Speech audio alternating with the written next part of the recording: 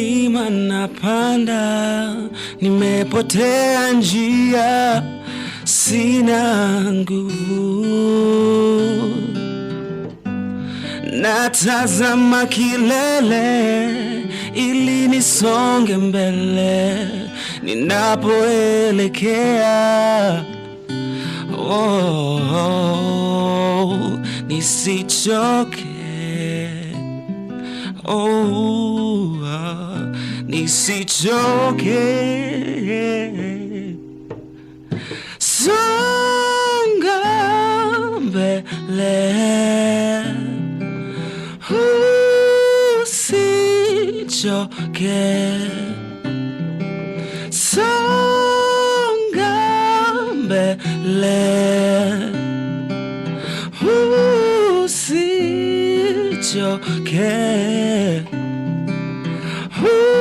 Usichoke.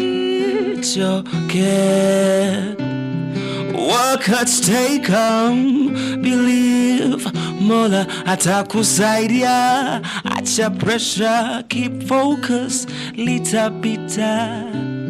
Wachana nao wakikuongea kuchekelea, siku moja litapita. Usichoke. Usichoke. Ladies and gentlemen, we have the one and only Eli Maliki in the studio. Yeah. Hey, hi Eli. Hi. Welcome to Trace FM. How are you? Thank you so much. I'm very fine. Thank you for having me. You sound amazing. Asante sana. Please introduce yourself to us. Yes, so my name is Eli Maliki, Kenyan Ugandan artist, a songwriter, producer, based in Uganda, Kampala. Oh, you're based in Uganda? Yes, please. Where were you raised? I was born actually in Nairobi, in Ngong Hospital. Then we moved to Entebbe, Kampala, Entebbe, Uganda. So I'm born in Nairobi, raised in Entebbe, Uganda. When did you guys move to Uganda? How old were you? I was about 10. Oh, you're very young. Yeah, But you always come here. Absolutely. I'm in and out of Nairobi. Some of my family is actually here. So half my family is here. The other half is in Uganda. So pretty much a good balance. So tell us something about you growing up. Were you raised in a musical family, or you just grew up to love music? Oh yes, I was raised in a musical family. Yeah. My siblings, they're musical. I mean, a big family of 7. Oh. Yes, I'm the second last born, and I just grew up in this setting. I'm a pastor's kid, so we grew up in that setting of a choir, always rehearsing from home. Yeah. So I was always trying to experiment and imitate them. Yeah. And try out like different equipments and stuff. That's how I got to play different instruments and sing. So that's pretty much my background about music. So at what point did you realize that, I think music is what I want to do? Okay, so I was doing music by default from a very young age. Yeah. Then we had a family band at some point, and then you had a family band. Yes, we had a family band. All the 7 kids were right there singing. Kids. Yeah, 5 though, because the other ones were older. Okay. So we were 5 were like doing performances here and there. And then later on, of course, life happened. So were you the vocalist in the family? Yes, it was like the background vocalist and the dancer. So I was pretty much doing the backing up and the dancing in the So 5 of you you had a band? Yes. So we can call you what's your last name? Maliki. The Maliki 5. The Maliki 5, yes, you could call that Maliki 5. So you started off in music as a kid? Yeah. Straight into high school, still singing? Yes, but by the time that I decided to take it professionally is when I stopped clinging on the band when life happened. My siblings got busy. Yeah. And to me, I still wanted to proceed with what I was doing. Yeah. So I said, why not? So I decided to push it. So, but it was birthed from just the whole musical environment, from the band arrangement. So it was just like a continuation of what was already there. So were you still playing the instrument while you're young? Yes, I started playing keys at a very young age. Oh, how many instruments do you play then? I play a couple of them. I play keys, drums, bass, guitars, and yeah. So you're a singer, songwriter? Instrumentalist? Yes, and a Producer? Yes, please. Oh, amazing. Yeah. Which song was your first song? Yes, so I had I think I was about 7. Oh. I wrote this. I don't know if it was. So I was just messing around with words and stuff, and then my mom listened to it. She's like, "Oh my goodness, this is amazing!" Of course, it was one of those church songs. So she pushed me, told me, "You have to sing this song on Sunday." Yeah. Yeah. So I remember she pushed me to sing it. That was like my first song. I remember it very well. Your first song was a gospel song. Absolutely. Your second song was still a gospel song. Yeah, I mean, I cannot say gospel or what, but it's something that I like, inspirational. Yeah. Still aligned to my values and stuff. Mm-hmm. So I don't put myself in the box of there's a gospel or secular. I'm a believer, but I want whatever I sing about, I want it to inspire people. I want to encourage people regardless of religion, denomination. Yeah. So I want everyone to relate to my music. Did your parents at any point give you so much pressure on releasing spiritual music? Absolutely. Or they just supported you throughout? Yeah, of course, even up to now, my mom encourages me to not step out of my values as a believer. Yeah. But of course, I've always have tough conversations with her, telling her, you know what, we are human beings really living in a real world. Yeah. People need to hear real issues. Yeah. I need to address real issues in my music. So regardless of what I'm singing about, it doesn't deny the fact that my Christian values are still going to be the same. All right. So paint a picture for us. Yes. Before 2015, because that's the first time you released your first project. Yes. What are some of the challenges artists or upcoming artists face in Uganda? The challenges, of course, is being able to rely on music like 100%. Yeah. You have to juggle between multiple sources of income. I remember I actually had a day job before that release of the 2015. Yeah. Then I resigned. I could say I was not fired, but I told my boss I want out. That was about 2014, because I realized I needed to give music more time in order for me to see the fruits of it. So when I left the job, I managed to focus on the music, and I managed to record the 14-track album. That was the first album I did.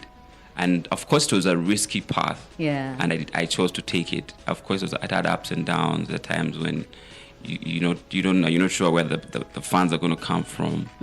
But it's just like a step of faith. You're like, you know what, I'm going to risk it because I love it. Yeah. Whatever comes, I'm in it to win it. So is it safe to say that you are working to support your music career, producing, making music, or were you just working because you had to? Yes, I was working because I had to, because what I was doing is totally nothing to do with music. Yeah. And at some point I really got frustrated.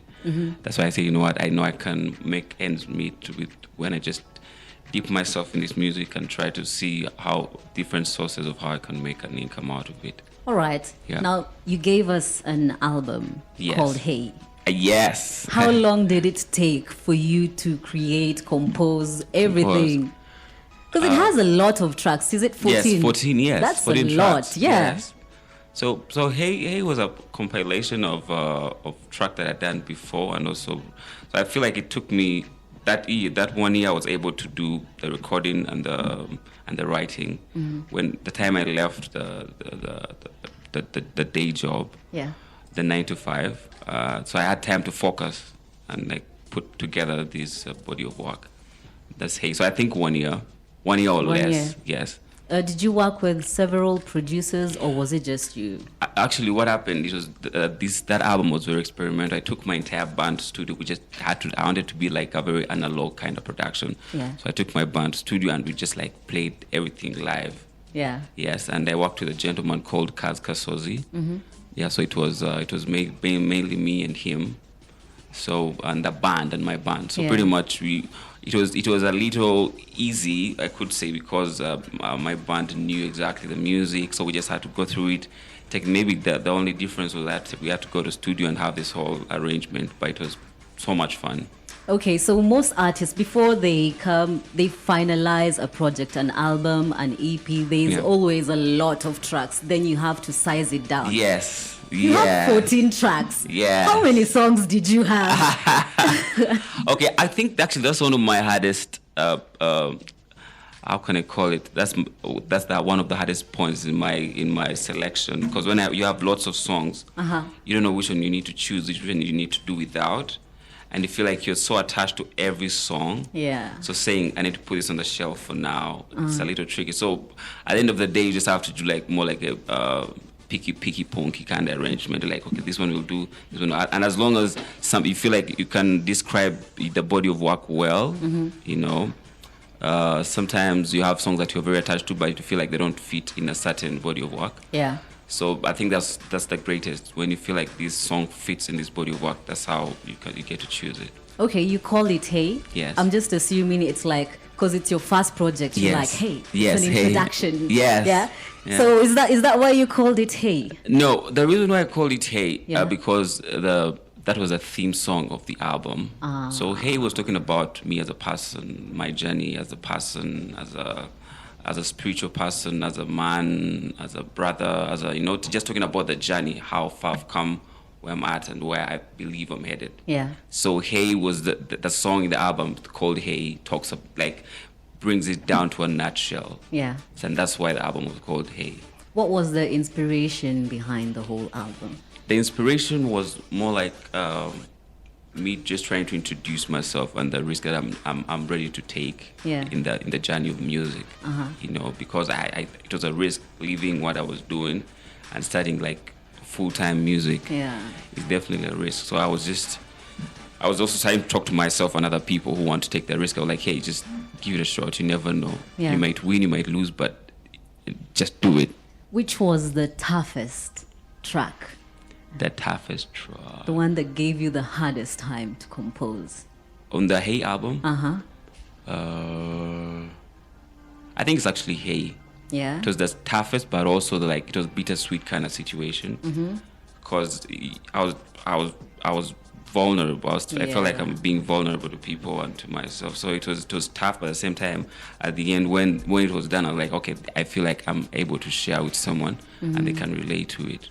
All right. So you released Hey in 2015, right? Yes. And correct me if I'm wrong. Yeah. That's when things started opening. Yes. That's when things started opening up. That's when I got the craziest ups and downs. So it was more like a growth kind of season for me. Yeah. Like it was when like a muscle was being stretched. Like, you know, like I was being tasted. I was just saying, you know, I feel like that was a time when if I was going to leave, step out of the music, I was going to do that. Or if I was going to stick in, that was like the biggest test of my life. So you were motivated and demoralized at the same time. Yes. You're very confused. Yes, very confused. But at the same time, there was something deep down me saying I'm doing the right thing because I love it. Yeah. And it's the only thing I know how to do best. So you also performed in several events and festivals. Please. Yes, please. Were those part of the motivation to continue, or was it part of the challenges like, ooh, I'm not sure I'm ready for this? No, actually, I love the stage, man. Like wake me up in the morning, wake me up whatever time, I'll jump on stage and just love it. I love interacting with people. I love sharing my music. So those are like my really golden moments. Yeah. Like performing in these festivals, doing the tours. Those are really like moments that I live for, you know? Yeah. Of course, the challenges are like, oh my goodness, I have bills to pay. I don't feel like the music is bringing as much money as I thought, you know? Yeah. But still, the motivation was that, hey, you're speaking to someone, the feedback you get from people, the bookings you get once in a while or whatever, how often it is, was very inspirational. Well, the events and festivals, of course, they were challenging. Yeah. And important for your growth, absolutely, right? Because those festivals also led you to this point right now. Absolutely. Which festival or event or tour stood out most to you? Stood out most? They're all special. However, I could say Sauti za Busara. Sauti za Busara stood out most because I feel like I was at a stage where I had grown. I learned lots of things because Sauti happened in 2019.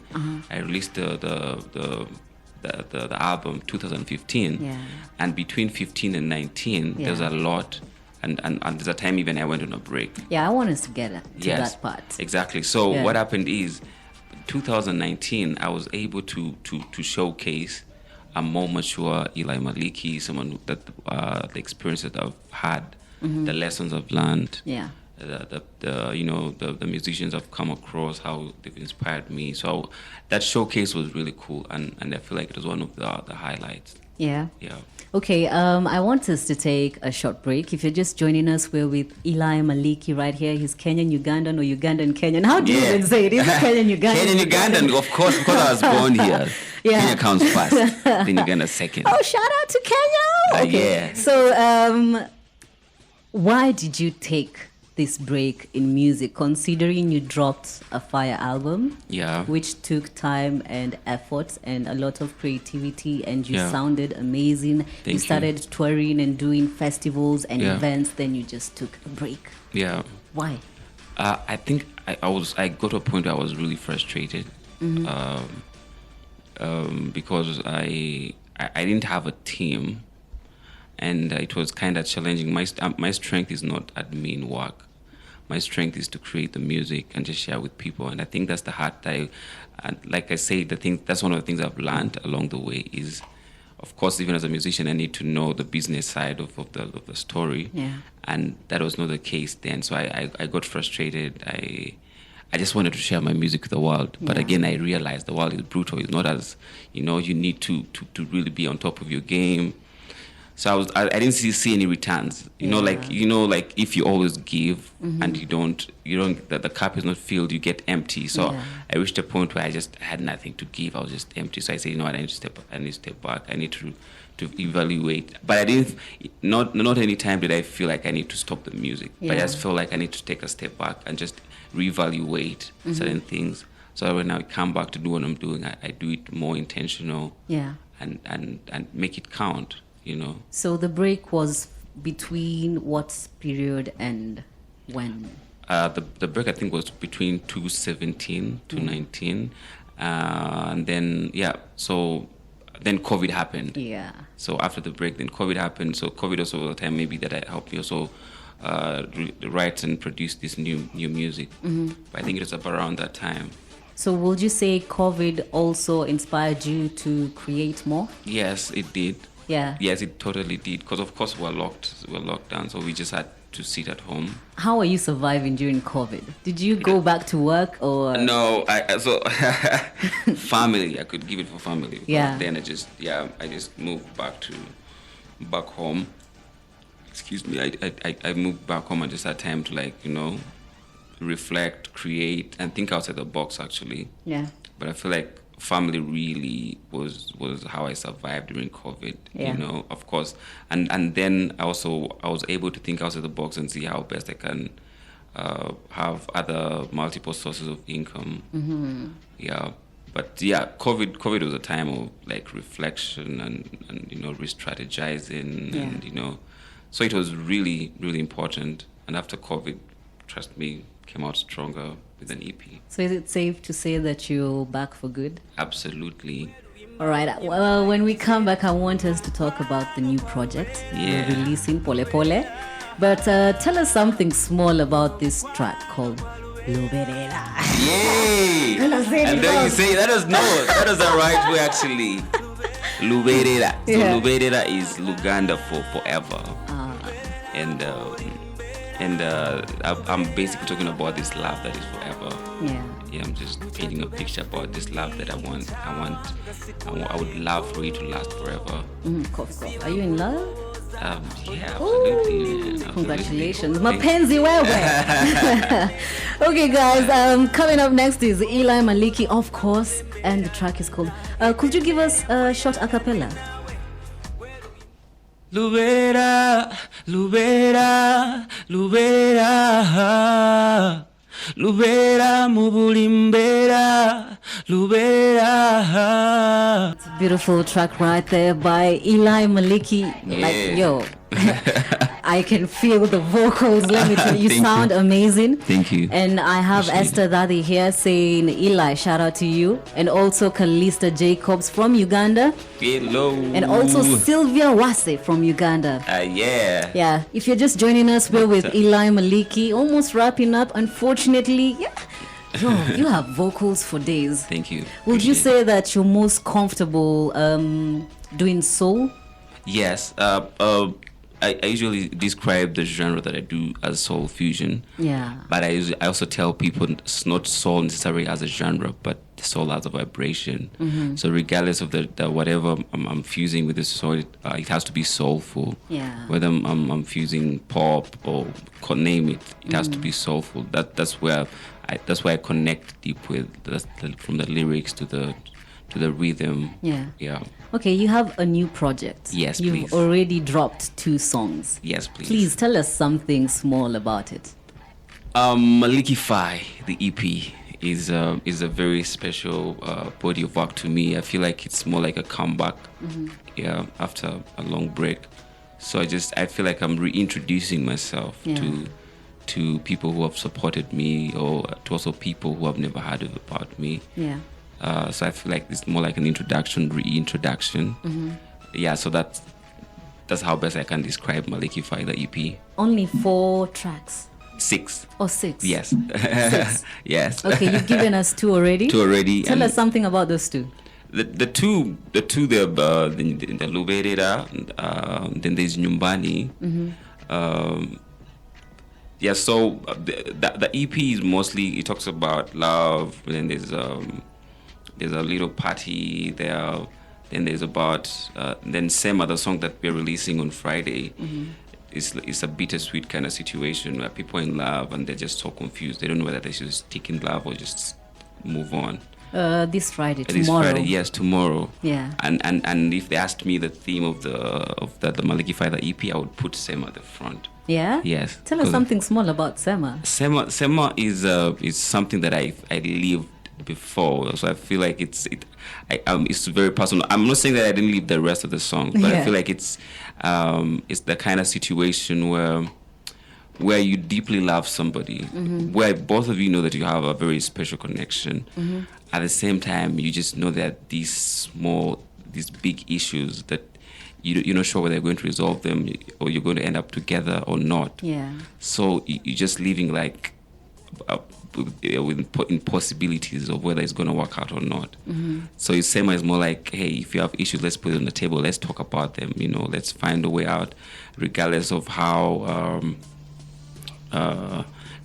big it might be. We can always find a way. Yeah. It's like fighting for love. Mm-hmm. At the same time saying, no, it's not going to work out. Let it go. So it's like Nataka Sitaki kind of situation. Yeah. Yes. So are the other 3 tracks about love? Not really. Yeah. There's which other tracks there is? Okay, head. One for partying. Yeah, that's just Ready. Ready is a party song. Uh-huh. So I just feel like I need to give people some good vibes to just feel like they want to dance their socks off. Yeah. That's Ready. And then there's then there's Yegwe. Yegwe is It's You in Uganda. Uh-huh. That's a love song. Mm-hmm. And then which other one? Which the third? Together is a love, but now most of the songs actually it's a love kind of. I could say 80% of the EP is a love affair. Shout out to this person you're dating, because clearly they motivate you to release amazing music. Yeah. So I feel like so it's 80% love, then 20 you're talking about other issues. Okay, so we'll have 3 songs out by tomorrow, right? Yes, tomorrow 3 songs. When will you release the rest? On the 3rd of February. Oh, all of them? All of them at once, yeah. So we just have like 3 singles off the 6-track EP, and then on the 3rd of February, all the 6 tracks will be available on all digital platforms. Amazing. Please, where can we find you online so we can be able to keep up with the releases? Everywhere, social media, Instagram, Facebook, Twitter, YouTube, Eli Maliki. There we go. Yeah. With an I or Y? With an I. Okay. Yes. Wait, before we go, yes, please. Who would you like to work with in East Africa? East Africa. Well, there's lots of people. How many am I supposed to list? Top 3. Top 3. Yeah. In East Africa, starting in Kenya, they're like 2. Mm-hmm. Okay, let me 3. Okay. Let me have 3 in Shinsky. Shinsky, I love his energy and his vibration. Yeah. There's a whole soul generation. Ooh. Yes. Then there's Calligraph Jones. Oh, okay. Yeah. Uganda. There's a lot of talent. I would love to work with.